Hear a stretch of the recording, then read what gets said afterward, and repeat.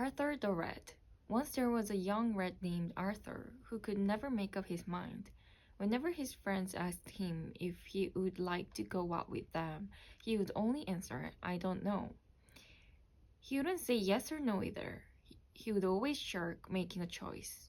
His Aunt Helen said to him, "Now look here, no one is going to care for you if you carry on like this. You have no more mind than a blade of grass." One rainy day, the rats heard a great noise in the loft.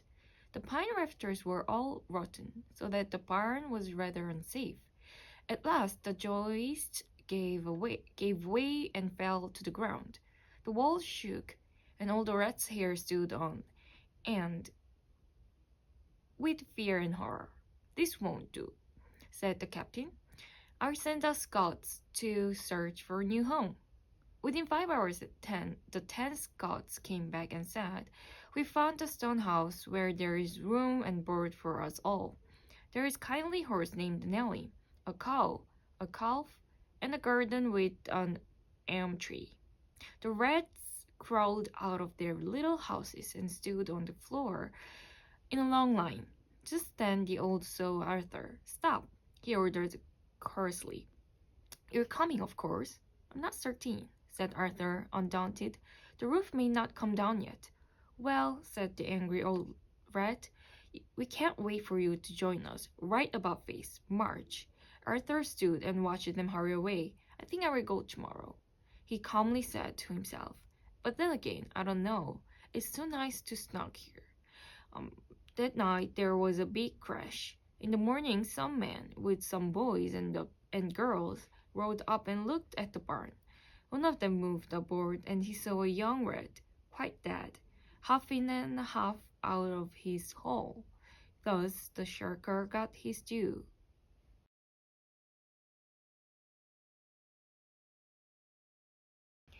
Kid, the quick little kitten thinks it up. The quick little kitten thinks it bit a pretty big fish. Dress. Many of Jeff's best friends slept in mesh tents in pleasant weather. Trap. The hurrying black cat dashes at any man and lands on the plaid carriage. Lot. The honest swan stops and acknowledges the fox dodging the bothered wasp. Strut. Mother loves butter that comes from the southern countryside. Foot. The butcher should put the pudding in the wooden nook to cook. Bath. Can have the staff ask to transfer to the enchanted castle in France? Cloth. Lawrence often offers rows of Florida orange and horribly strong, frothy Boston coffee. Nurse. The early bird preferred the earthy worm. Fleece. These unique machines teach people to speak and reason. Face. The raven waits until late day for the great wave to break. Palm. Father and Ma said to calm the facade in the Nevada Plaza. Thought. The small walrus caught the hawk in the salty water. Goat. The rose slowly grows in Owen's old grove. Goose. Beautiful music booms and humans move to the groove. Price. The shy writer types at night to fight the silence in my mind. Choice. The spoiled boy hoists the toy from the soil. Mouth. Mountains of flowers crowd the grounds about the house. Near. The other sphere seriously interferes with her ideal career. Square. Beware of scarce fairies, rare mares, and scary prairie bears. Start. Sahara party marvels at the far star on the safari. North. Laura's warm Ura reforms Thor's horse for the important war.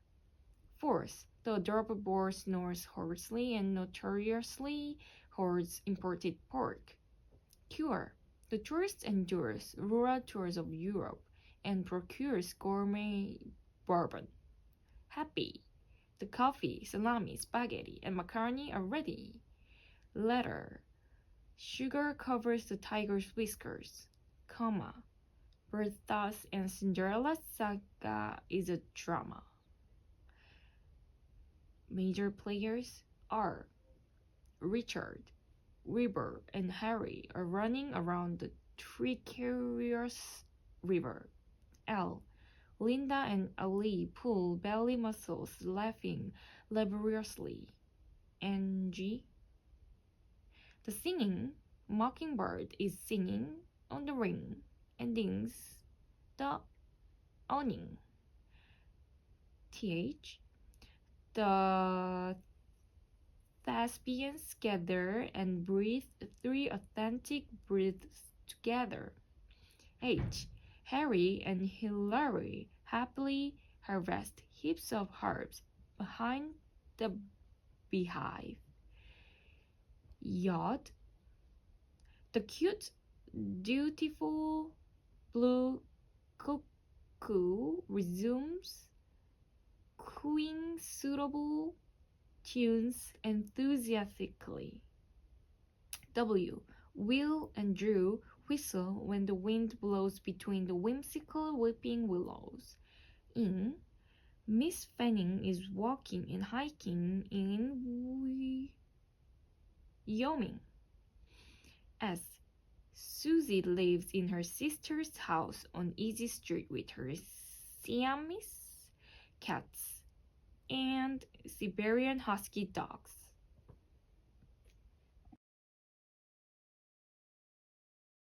My first language is Korean, so I just learned them without any effort. And then my second language is English.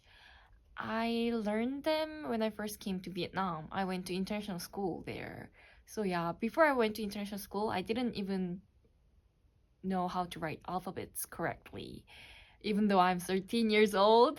But then yeah, I learned how to speak English there. Do you know where who taught you, where they were from? The person who taught you English in Vietnam? Yes, I went to American English school. American Yeah, English. so Okay. most of them were in American accent. So that's why my English is like this and now. And then I speak a little of Vietnamese. It's a little, Okay. but I know how they sound like. I see. Yeah. Okay.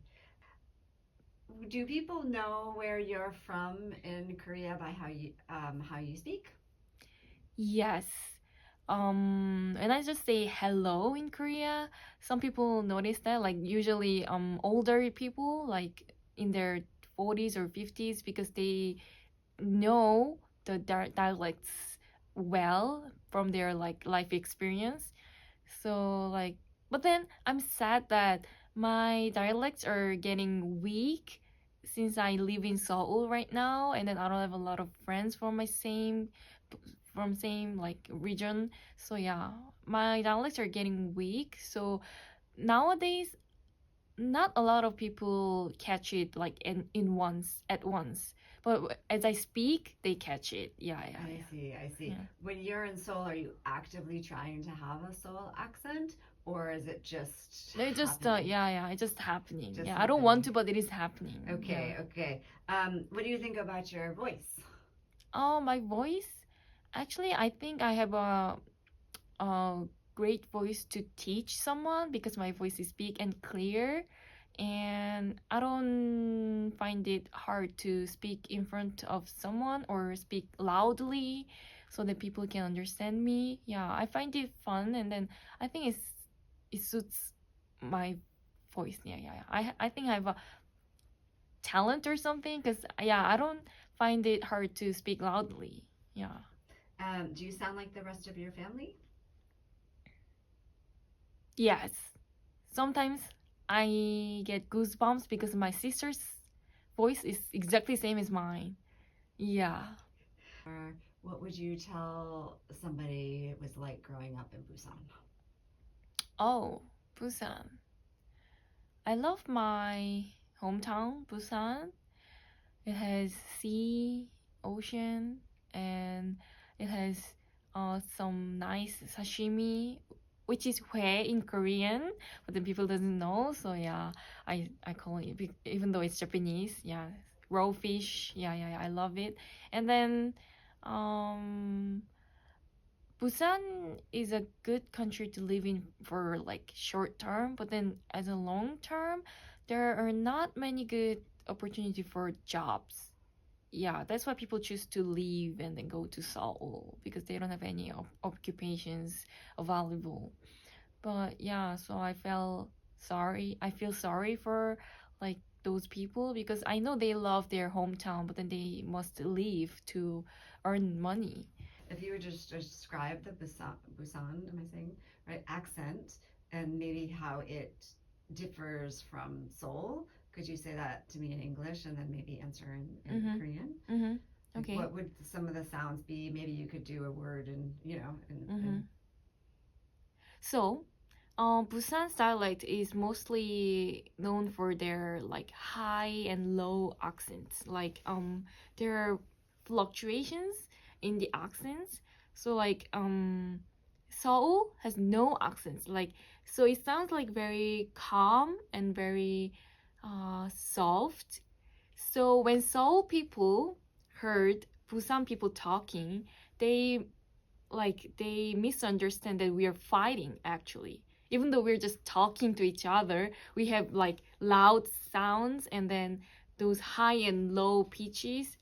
They think they misunderstand us that we're fighting. But then when we listen to Seoul people, like even though they are fighting, we misunderstand them like, oh, they're so kind. They're talking so softly. They're too kind to each other. Yeah, yeah, it's a difference. Yeah. Thank you. Oh, there's an example actually. Yes, Yeah, okay. yeah. So, 밥 먹었니? Like, did you eat? Did you eat any meal? This is like a how are you in Korea? Because we think rice is the most important thing. Like having your meal is the most important thing in your day. So like 밥 먹었니? Like did you eat anything? Is like a, how are you in English? Just a greeting. And then when I say in Seoul, when Seoul people say this, 밥 먹었니? It's so soft. Like 밥 먹었니? You just yeah, up high pitch in the last word because it's a question. But then in Busan's language, 밥 먹었나? Something like that. It's very different. It has much more fluctuations in the accent. So in Korea, I will answer this. 그 서울 사람들은 얘기할 때 굉장히 부드럽게 얘기해서 부산 사람들이 얘기하는 걸 들었을 때 싸운다고 착각을 할 때가 많아요. 그래서 약간 부산 사람들이 그냥 얘기하는 건데도 싸우는 걸로 착각을 하는데 반대로 서울 사람들이 얘기할 때는 싸우고 있는 건데도 불구하고 부산 사람들은 너무 착하게 얘기한다 이렇게 오해를 하곤 하죠. 그래서 예를 들어서 밥 먹었니라는 인사를 할 때 밥 먹었니? 이렇게 서울 사람들은 부드럽게 밥 먹었니? 이렇게 얘기하는데 부산 사람들은 밥 먹었나? 이렇게 이야기를 하기 때문에 같은 말인데도 굉장히 억양이 달라지는 걸 느낄 수 있습니다.